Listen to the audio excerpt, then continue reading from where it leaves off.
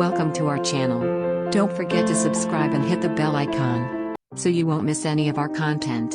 Hello, it is good to have you back. It is no secret to anyone that the relationship between father and daughter is always special. For them they are the best man in the world. This is how Anne Castillo feels about her dad. Despite his condition, he became an example of strength and courage to her, and he is also a wonderful human being. She faced many bullies, but she never stopped admiring and loving her father. And on his birthday, she decided to speak honestly about this man in an incredibly moving post.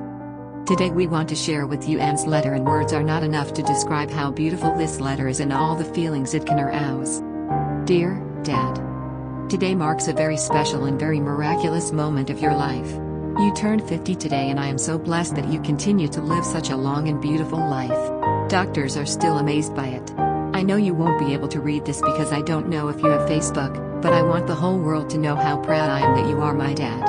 I want the whole world to know how beautiful you are inside and out. Dad, it took me so many years before I gathered enough courage to face everyone, because not all may know the whole truth, because it is quite confusing.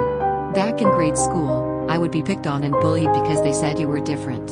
As a kid I didn't see you as different, I saw you as my dad.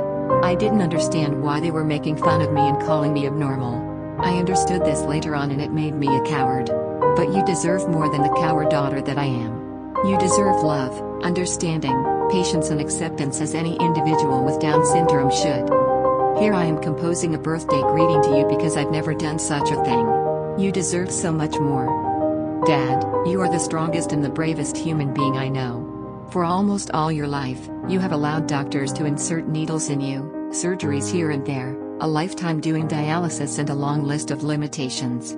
But you seldom complain. You are the strongest because after all those surgeries, procedures and nights at the hospital, you managed to say Wakoma hadlock mama takeni salad kosagino oh, I'm not afraid because I trust in the Lord.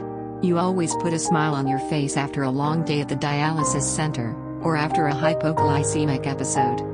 You are the bravest because you have been through so much and you never, not even once, been afraid. I cannot imagine putting myself in your shoes. I have seen you at your worst, when you would break down and say that you are tired.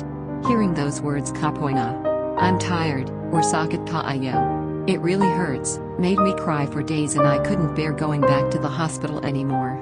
I have seen you cry because